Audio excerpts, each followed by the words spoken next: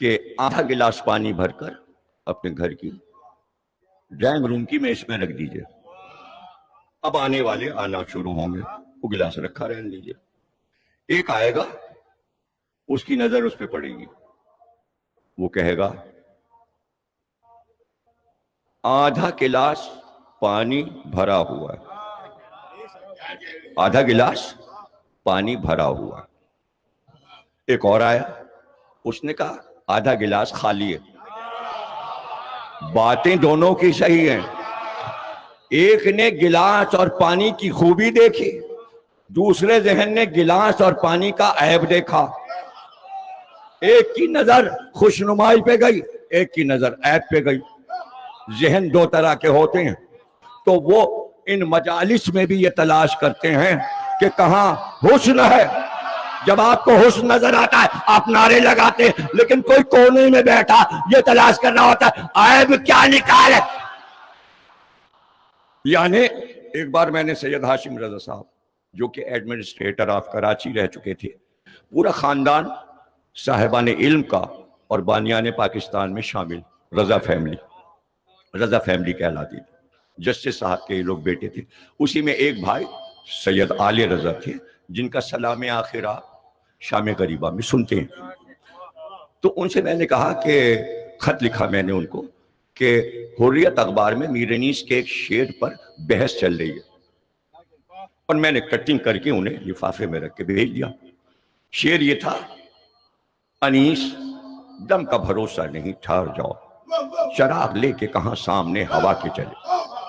میں نے کہا اس پہ سب حصہ لے رہے ہیں بحث میں، اور کوئی مخالف لکھ رہا ہے شعر کے، کوئی موافق لکھ رہا ہے، تو آپ کو میں یہ کٹنگ بھیج رہا ہوں جو بحث چل رہی ہے، آپ بھی کچھ لکھیے. انہوں نے مجھے خط میں لکھا جواب. انہوں نے لکھا میں اس بات کو پسند نہیں کرتا کہ کسی بڑے شاعر کے شعر پر اعتراض کروں یا اس کی موافقت کروں، میں تو اچھے شعر کا مزہ لیتا ہوں. شعر اس لیے نہیں ہوتا کہ اس پر تنقید ہو، شعر اس لیے ہوتا ہے کہ آپ کے ذہن کو آسودگی ملے.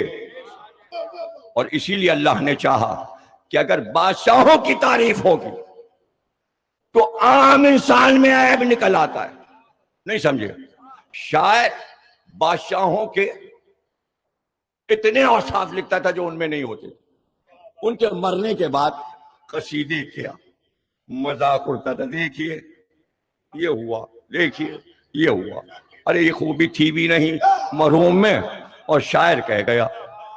اس لیے اللہ نے کہا اب بادشاہوں کے قصیدے نہیں، اگر تم نے لا الہ کہہ لیا تو یا میری تعریف ہوگی یا میرے حبیب کی تعریف ہوگی یا میرے حبیب کے ولی علی کی تعریف ہوگی یا ان کے اہل بیت کی تعریف ہوگی.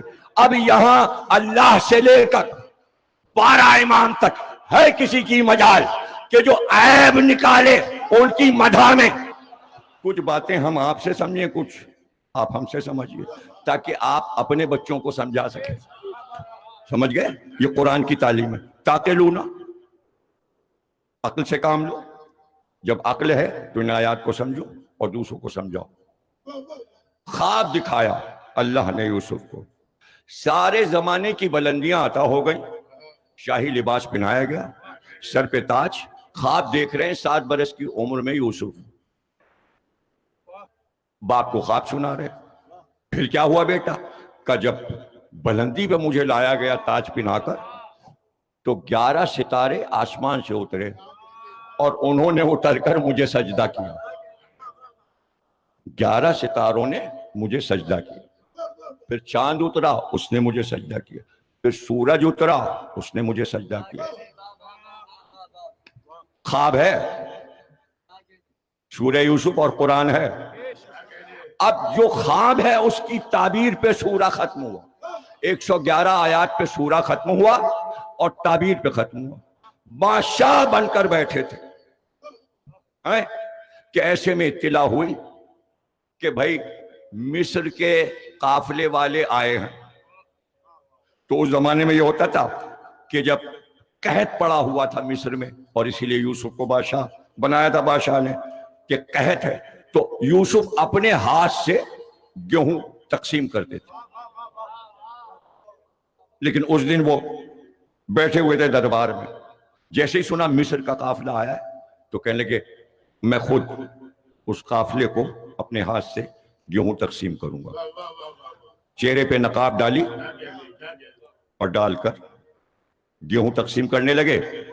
پہچان گئے، سب کو پہچانتے تھے، سب بھائی تھے، ہر بھائی کو پہچان لیا، یہ یہودا ہے، یہ لاوی ہے، یہ بنیامین ہے، سب کے ناموں سے چہرہ پہچان لیا، یہ میرے بھائی ہیں۔ اس کے بعد جب چلنے لگا قافلہ تو کہا کہ میں کرتا دیتا ہوں، یہ کرتا لے جا کر میرے باپ کو دے دینا۔ قرآن میں سورہ یوسف بیان کر رہا ہوں، 11واں سورہ یوسف۔ وہ کرتا لے کے چلے، کرتا ابھی راستے میں تھا، ابھی کنان یعنی شام کے گاؤں میں رہتے تھے جناب یعقوب۔ یہ لوگ دیہات سے آئے تھے، دمشق کے ایک دیہات میں، کنان کہتے تھے اس کو، وہاں سے آئے تھے مصر، شام سے مصر آئے تھے۔ ابھی مصر سے کرتا چلا تھا کہ وہاں دیہات میں یعقوب کے آنکھوں کی روشنی جا چکی تھی، اکیلے بیٹھے تھے اور قافلے کو بھیج کر یاد کر رہے تھے کہ میرے بیٹے مصر گئے ہوئے ہیں، دیکھو کب واپس آتے ہیں۔ کتنی دیر میں اٹھ کر کھڑے ہو گئے۔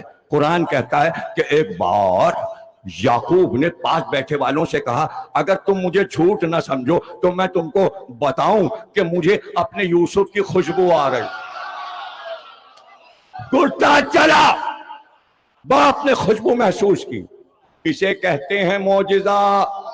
معجزے کی ہیں قسمیں، آنکھوں کا معجزہ، کان کا معجزہ، دہن کا معجزہ، شاپا کا معجزہ، یہ سب الگ الگ معجزات ہیں۔ کان پہ ظاہر ہوتے ہیں، آنکھ پہ معجزے ظاہر ہوتے ہیں، لامسا محسوس کرنا۔ تو اب کان کا معجزہ کیا ہے؟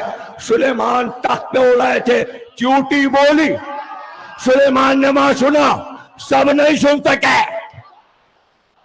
جب چیونٹی کی آواز کیسے سن سکتے ہیں؟ سلیمان نے آواز سنی، خوشبو، بیٹے کا کرتا چلا، یعقوب نے خوشبو سن لی۔